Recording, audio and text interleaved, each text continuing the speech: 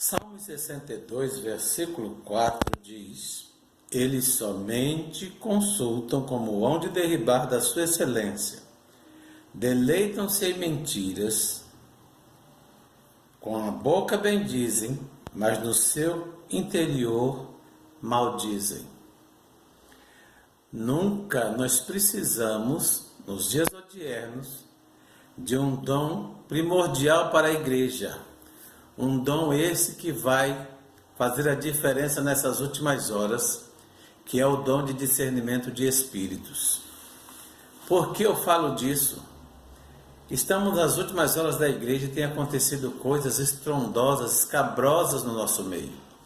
E nós não podemos ficar desapercebidos, não podemos nos deixar levar por ventos de doutrinas várias e estranhas, mas temos que estar ligados na videira, firmados em Cristo e preparados para a hora da vinda do dia do Senhor. Por que eu falo dessa maneira? Eu vou contar um testemunho que aconteceu, um fato verídico com a minha família, para você saber que no nosso meio evangélico, nem todos os que dizem que são de Deus o são. Nós moramos numa cidade no interior do estado de São Paulo, e ali nesta cidade, o dirigente da congregação, com a família, eram filhos na fé da minha mãe, ela os ganhara para Jesus. E ele distribuiu como dirigente os trabalhos, irmã fulana dirige uma coisa, irmã ciclana outra, irmã beltrana outra. Enfim, o trabalho fluía de uma maneira gloriosa. E a minha mãe, juntamente com uma irmã, eram responsáveis pelo grupo infantil da igreja. O grupo infantil era tão abençoado que nós saímos para cantar fora, em igrejas fora. Para quem conheceu, pastor Florentino, da cidade de Jales, saudoso pastor em memória, chamava o nosso grupinho para cantar lá, nos trabalhos em Jales. E de repente aparece a irmã carnal desse dirigente na cidade, na igreja. E esta mulher chegou como sendo a Mulher Maravilha, aqui a resolver tudo, a faz tudo da igreja. Cuidado com quem chega na igreja, que você já vai dando cargo. Prova primeiro para saber se o Espírito é de Deus. Prova primeiro para saber se é Deus que está no negócio. Essa mulher com a astúcia conseguiu, dando um jeitinho daqui e dacolá, costurando aqui e acolá, pegar todas as lideranças dos trabalhos para ela. Círculo de oração, tarde da bênção, música, escola dominical, enfim, tudo era ela quem fazia, porque segundo ela, Deus tinha falado que ela que tinha que dirigir aqueles trabalhos. Até chegar no grupinho das crianças da qual fiz parte e falar que Jesus tinha mandado ela tomar conta daquele grupinho. Quando, como tem um ditado, em time que está se ganhando não se mexe. Mas ela fez de tudo até que passaram o grupinho para a mão dela. Conclusão: o conjunto infantil, ao invés de crescer, decaiu. Perdeu o vigor, perdeu a vida, perdeu o brilho, porque estava em mãos erradas. Mas manda quem pode, obedece quem tem juízo. E ela, vendo que o trabalho não fluía, chamou minha mãe para ajudar ela no trabalho. Minha mãe falou: não, quando você assumiu o trabalho, você disse que Deus tinha falado com você. Então não vem pedir ajuda para mim porque eu sou falha. Peça para Deus, porque você disse que Ele falou com você. Minha mãe era pernambucana e ela não mandava recado. Profeta de Deus, e não tinha medo de falar com quem quer que fosse a verdade. Ficou parado um tempo e o Espírito de Deus falou com ela que ela saísse com meu pai e a gente, que ia levar-nos num lugar para levantar um povo que estava caído. E fomos saindo naquelas fazendas ali no interior do Noroeste Paulista, e chegamos numa fazenda que o homem era tão pobre que até aeroporto tinha.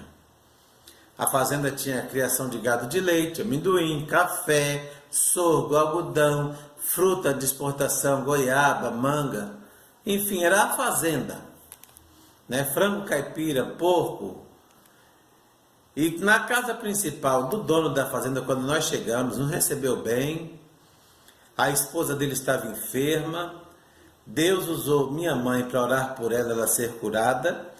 E quando nós íamos voltando para a cidade, ela falou: não, irmã, a obra não está completa. A senhora precisa ir na colônia Jacaré, porque ela tem um grupo de irmãos lá. Eu tenho certeza que Deus vai fazer alguma coisa por nós. E lá naquele lugar onde nós temos uma congregação que está fechada. E chegamos lá, a irmã, uma carioca, e a família grande, os irmãos daquela colônia estavam há 6 meses sem tomar Santa Ceia. A minha mãe falou com os irmãos, conversamos e fizemos um culto ali, cantamos alguns louvores, viemos embora e ficou acertado que a cada 15 dias ia ser feito um culto ali. E foi feito. Agora, toda vez que nós íamos àquela fazenda, aquele povo em gratidão, tudo que a fazenda estivesse produzindo, eles tinham prazer de deixar separado para nós. O que eles tivessem de coisa para ofertar, eles nos davam, por gratidão por tudo que nós estávamos fazendo para eles ali. Saco de amendoim de 60 quilos, leite, frango caipira, ovos caipira, não que a gente fosse lá atrás disso, mas a gratidão deles para conosco nos honrava dessa maneira. E quando nós chegávamos em casa, a quantidade de alimentos que vinha daquela fazenda no Aero Willis, quem conheceu esse carro sabe que o porta-mala dele não era pequeno e cabia muita coisa, era tão grande que nós precisávamos distribuir para os vizinhos, para os irmãos da igreja, para não estragar e não perder. E eu cansei de ver minha mãe, junto com outra irmã, já falecida também, sentar, fazer um fogo com lenha ali no fundo do quintal, colocava um tacho de cobre e derramava os litros de leite que vinha da fazenda e faziam doce de leite ali para nós comer. Quando aquela mulher, irmã do dirigente, viu que nós estávamos sendo honrados por aquele povo da fazenda, o que ela fez? Cresceu os olhos no trabalho que Deus tinha confiado para minha mãe. E o que ela quis? De todas as maneiras pegar aquele trabalho para ela tomar frente, porque Deus tinha dito que era para ela tomar frente. A pessoa gananciosa, usurpadora, emuladora, para destruir o outro, ela faz de tudo, até mente. Cuidado, porque no meio evangélico está assim, de pessoas dessa índole. E não são cristãos, são joio no meio do trigo. O irmão não deu trabalho para ela. E numa certa madrugada que nós fomos para o trabalho e chegamos, minha mãe teve uma revelação. E na revelação, ela estava junto com o dirigente e a esposa, na porta da casa dele. A casa ali, o portão era de madeira trançada. Se você entende o que eu estou fazendo aqui, era uma madeira sobreexposta a outra. E tinha uma vaca vermelha, tipo essas vacas Jersey, no portão, querendo entrar para dentro da casa. A vaca estava brava, como se fosse uma vaca parida. Minha mãe, quando via que a esposa do dirigente caía desmaiada, falava com ele: vamos fechar a porta da sua casa e vamos abrir, quem sabe que depois que nós abrir, essa vaca foi embora.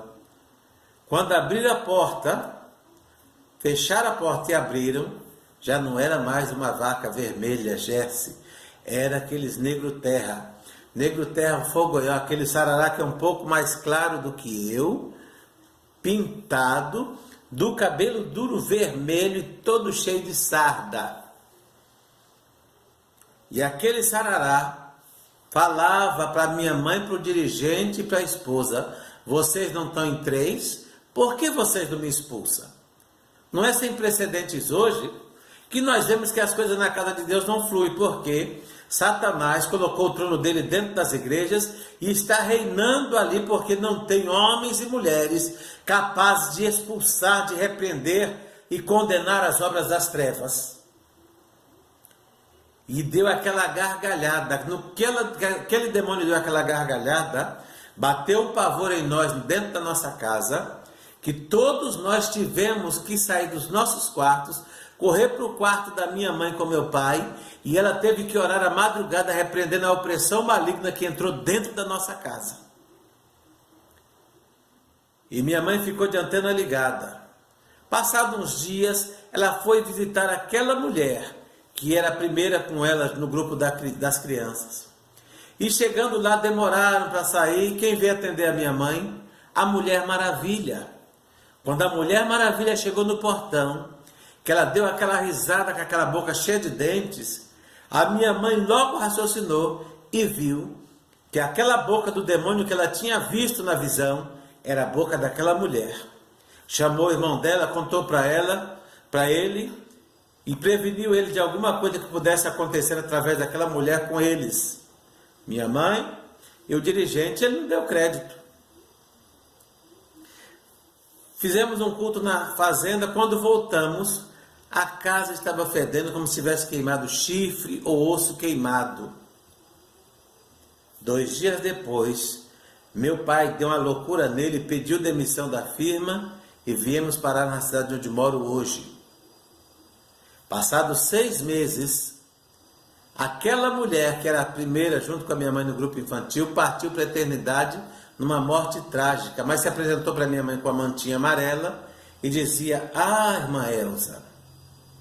Minha mãe, quando soube do acidente, chamou uma amiga dela, uma irmã de igreja, e foram as duas para lá, para saber o que tinha acontecido.